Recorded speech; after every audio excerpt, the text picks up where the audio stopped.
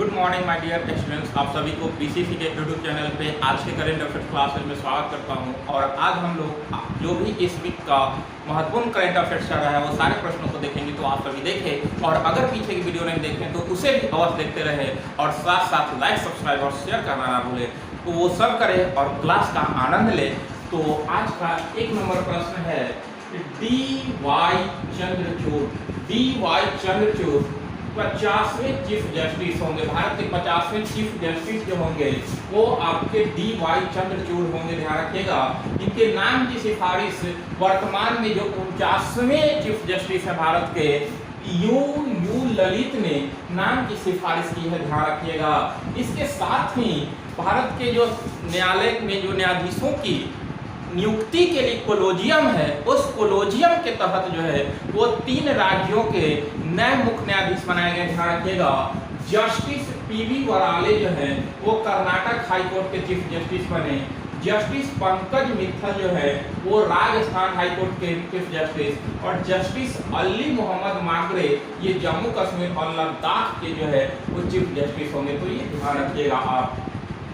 अगला है कि श्री महाकाल लोक का उद्घाटन किसने किया? तो प्रधानमंत्री के द्वारा उज्जैन में किया गया श्री महाकाल लोक का उद्घाटन, ध्यान रखिएगा। इसकी खासियत है कि भगवान शिव से जुड़ी सभी पौराणिक कथाएं प्रदर्शित की जाएगी यहाँ पे, और महाकाल कॉरिडोर बनाया गया है जिसके तहत जो है आपको महादेव से संबंधित, शिव से संबंधित सारी कथाएं के बारे में विशेष जानकारियां उपलब्ध हो पाएगी। अगला प्रश्न है कि 37वें राष्ट्रीय खेल का मेजबानी कौन करेगा? गोवा करेगा।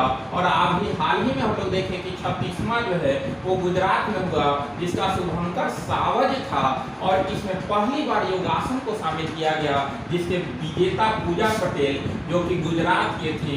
तो पहली बार खेल शामिल हुआ कौन? योगासन, और उसमें स्वर्ण विजेता जो है वो पूजा पटेल रही है, ध्यान रखिएगा।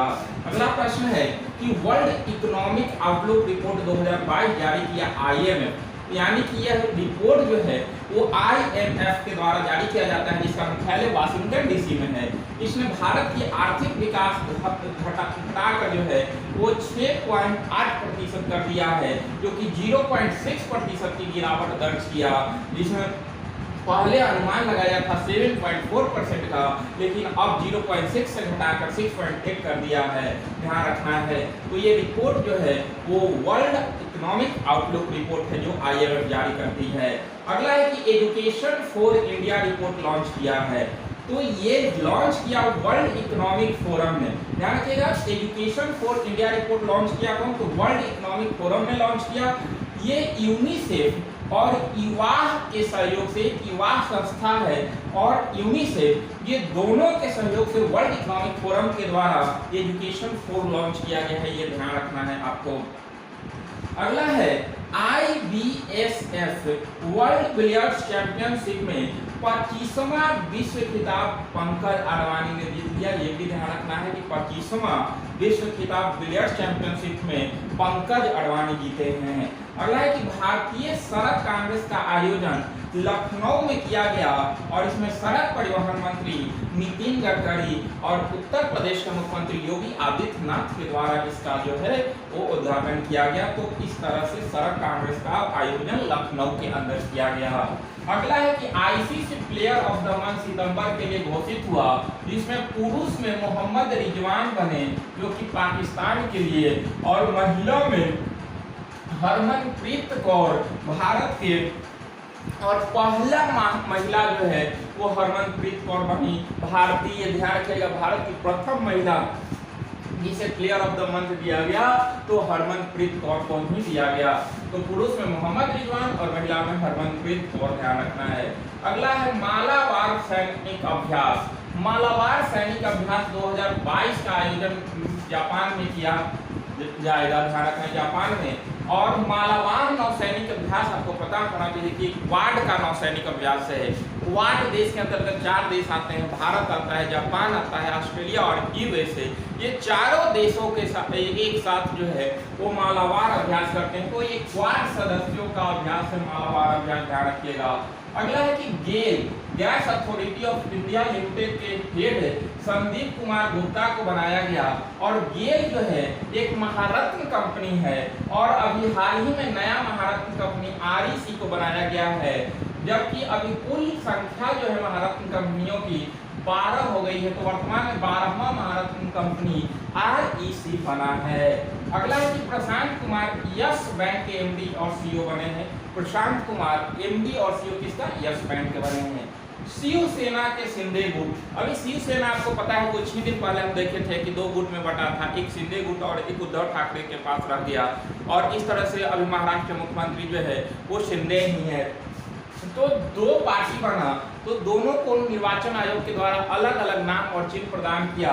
जो शिवसेना के गुट था, शिवसेना के शिंदे गुट जो है, यानी कि जिसकी सरकार अभी महाराष्ट्र में है, उसे 2 तलवार और 1 ढाल चुनाव चिन्ह मिला है।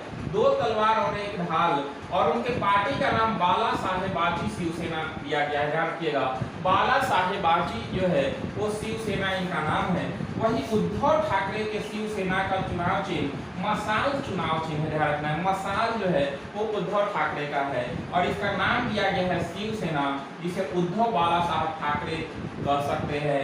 तो ये शिवसेना जो है वो उद्धव ठाकरे के पास और उनके पास बाला साहेबाची शिवसेना हो गया है। विश्व डाक दिवस 9 अक्टूबर को, और इस बार का थीम है post for planet. Post for planet इस बार का थीम है। विश्व मानसिक स्वास्थ्य दिवस 10 अक्टूबर को, और मानसिक स्वास्थ्य को कम करने के लिए टेली मानस पहल अभी जो है वो भारत के स्वास्थ्य मंत्रालय के मंत्री जो है मनसुख मंडाविया, उनके द्वारा शुरू किया गया मानसिक स्वास्थ्य हेतु। और लास्ट क्वेश्चन है अंतर्राष्ट्रीय बालिका दिवस 11 अक्टूबर को, और इसका थीम है our time in now. Our time in now इस बार का थीम है। तो इस तरह से जो है वो आपके परीक्षा के दृष्टि से जो भी महत्वपूर्ण प्रश्न थे वो ऐसे सारे प्रश्नों को हमने किया। आप सभी देखें और प्लीज क्लास को लाइक सब्सक्राइब शेयर करना ना भूलें। तो सब करें और क्लास का आनंद लें। तो आप सभी को बहुत बहुत धन्यवाद।